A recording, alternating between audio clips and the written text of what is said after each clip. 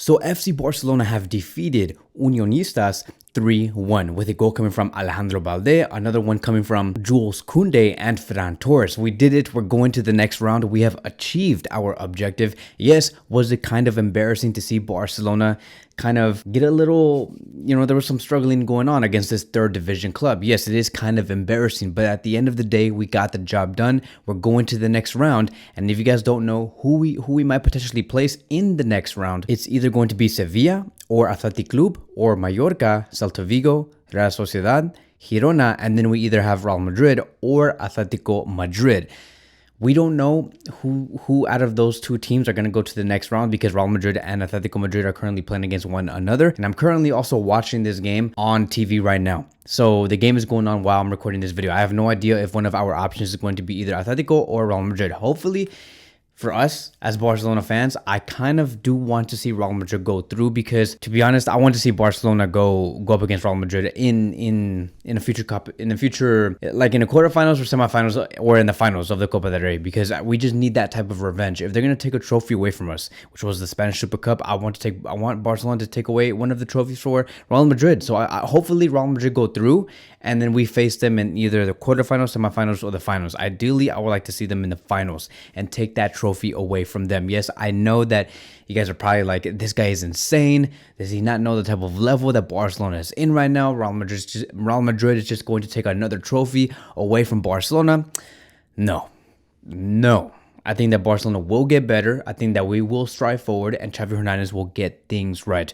We have made a step forward. We're going to the next round, and that is the only thing that does matter. And we have to build on top of this because, to be honest, I saw some things in this match against Unionistas, right, that really made me happy because I have not seen these players perform at such a good level. So, for example, Jules Kounde took a long shot from outside the box. He scored a goal. It was a golazo. Kounde needed that type of confidence. He needed that type of momentum because in the past 7 to 8 matches, he has been defensively horrible. Now, I think that in his passing and his headers, the aerial duels to score goals or whatever, right, crosses into the box, Kounde has been good. That is why we place Kounde in the right back positions, because offensively, he brings a lot to the table. But from a defensive standpoint, he hasn't been so well. And I think that the fact that Kounde has been able to score, put Barcelona forward, make it 2-1, I like that because I think that Kounde can gain something from this, right? Gain more confidence on what he does on the pitch. Another thing, Alejandro Balde scored a goal. I don't know if you guys have noticed, but we have 2 defenders scoring our goals for tonight. So Alejandro Balde did score a goal. We wanted Balde to, in some way, bring an assist, in some way, bring a goal, because just like Kounde, he has not been performing at his best. We have all been dying to see Joao Cancelo to come back from his injury to replace Alejandro Balde because Balde doesn't bring nothing. He doesn't complete any crosses or any passes. He failed us against Real Madrid, and it was sad to see. And I know that he is just 19 years old. He's still very young, but we knew the type of player he used to be back then. We knew that Balde was a player that can take on 1v1s or 1v2s, make a cross into the box and score a goal, bring a lot of assists in. That is who Balde is. And we have not seen that this season. But in this game, he scored a goal. And he scored a goal, and it was a golazo. So we had 2 golazos. And then the first goal, right? We have Ferran Torres score, assisted by Joao Felix. So I kind of did question why Xavi Hernandez wanted to place Joao Felix in this match. But now we know why. Joao Felix was supposed to be that second striker, the one that was supposed to be right behind Ferran Torres, and it worked out well. So the opposition was trying to take a corner kick, and then we saw Barcelona regain the ball back as fast as possible. They got a little confident, I'm not going to lie, because they sent all of the players inside the box to maybe get that 2-0. But then Barcelona said, no way. And it went straight to Joao Felix. Joao Felix had possession of the ball, passed it to Ferran Torres very quick. Barcelona were going on the counter, and it led to Ferran Torres going on a 1v1 versus the goalkeeper, and he easily slots that ball into the bottom left side of the goal. And I'm like, yes, thank you. The Shark is also back. Joao Felix came with an assist.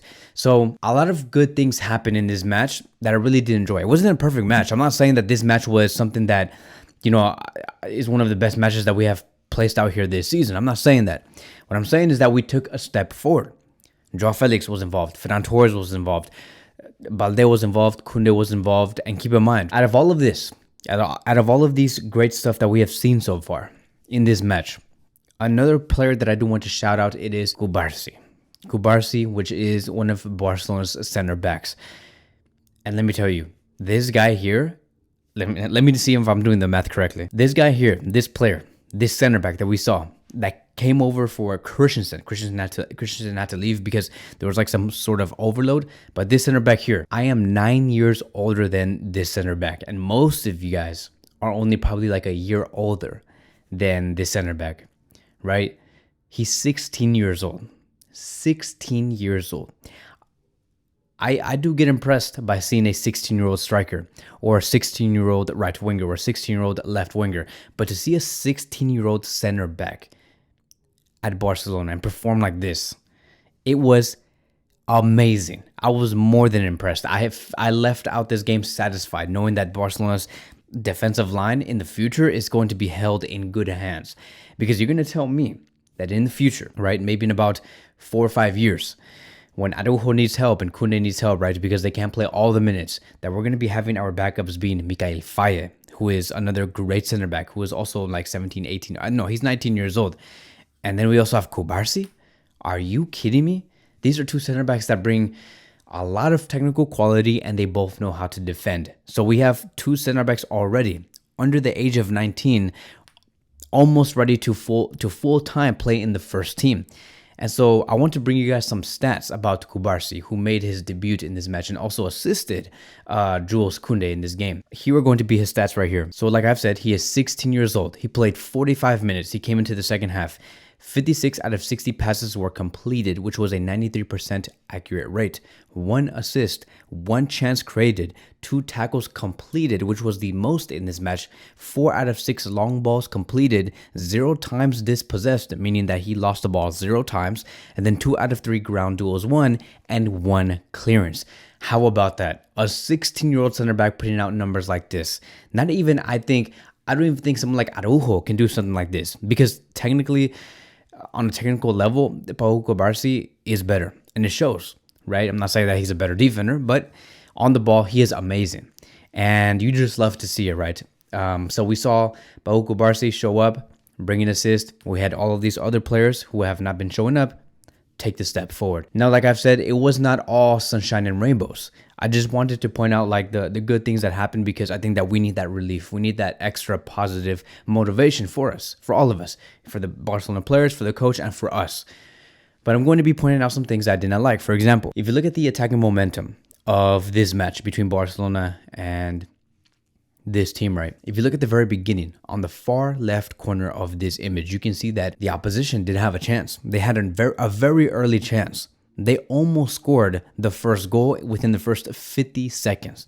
Almost. Because Barcelona lost the ball, and then the opposition had the ball, and they went on to go on a counter, and they almost scored against us.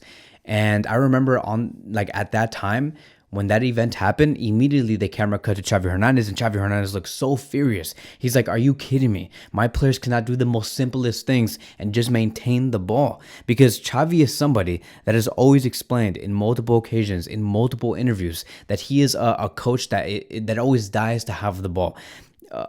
He wants to have a possession-like team. He was also someone like that when he was playing, right? He was like, I am obsessed with having the ball. I am obsessed with having full control of matches. I am obsessed with taking the ball and passing the ball and doing it over and over again until the opposition gets lost and they just give up. Xavi is obsessed with that, and he wants to bring that to Barcelona. And the fact that he's getting the reverse of that and just losing the ball after like 2 or 3 seconds of having it, I know that Xavi Hernandez is probably furious. Like, yes, I'm pretty sure that they are celebrating this win right now, but I know that Xavi is probably saying, hey, look, we need to cut the slack. What is going on here? Why are we always getting so nervous and losing the ball in the first 5 minutes? Why does something so stupid have to happen in the first 3 to 5 minutes of a game? Why? That is something that has to be fixed in the future, and especially in the next match. Why do we have to give up the ball so easy? Why does something so dramatic has to have to happen with this Barcelona club. Something needs to be said about that. We need much more reliable players and reliable players that know how to maintain and say, this is what we're going to do. You know, like another thing that I really did not like is that, you know, a few days ago, I think it was before the match between Barcelona and Real Madrid, he was saying that my team needs to create triangles. We need to have the ball. We need to always have and find the third man and always look for that open player. Have a lot of Cruyffism in our Barcelona squad, right? So I heard that, I'm like, great, this guy comes in with great intentions and whatever, right? But like we did not see that against Real Madrid, and we also especially did not see that against a third division club. So I'm like, you're saying these things, but where is it? Is it because the players don't want to do it, or is it because the coach is not actually saying what he preaches, and he's not actually teaching what he preaches, and where he's actually teaching the players a whole other different thing, right? So like, I don't know. I'm like you say these things, but the players don't even try to do that. Now, what's crazy is that we have seen this, you know, this whole concept about finding the third man in the previous season, and we played that tremendously well. We even saw that before, or like right after Ronald Koeman left, Xavi immediately implemented those ideas. And the fact that in this season we're not seeing that at all, that is what gets so confusing, right? Like I can't give you guys an answer on why these players don't bring in these concepts and why they don't bring in the correct tempo, having possession of the ball all the time, being confident with the ball, finding the third man, creating triangles all over the pitch. Like, I don't know why we don't see that. Could it possibly be a mix of these players being confused with the concepts and the coach not being able to implement these ideas correctly? Could it be a mix?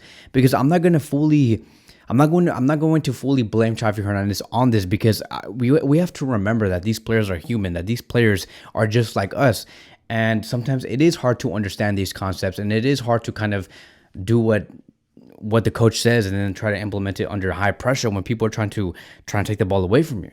So maybe it could be a mix, but I think that they have to talk this thing out, because when you are striving for that idea and you don't do it, you're nothing, right? You're nothing. Like, what are you playing?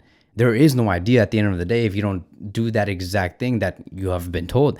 And that is why every time we see Barcelona, we don't really enjoy the games, because we're like we just want to go to sleep, dude. Like when these players are just having the ball and they kind of just move the ball slowly and they find that pass, or like, should I pass it to him or him? It gets boring, right? Because they don't implement the idea on how Barcelona should be playing. Literally, like sometimes in games, I'm like this. I'm just like that. Like, I'm just like, dude, like I can't take this Barcelona football anymore. What is this? This is not what Xavi Hernandez says during his press conferences. So it again, it's confusing. I don't know what it is. So I think that, yes, we saw some positives, we saw some negatives.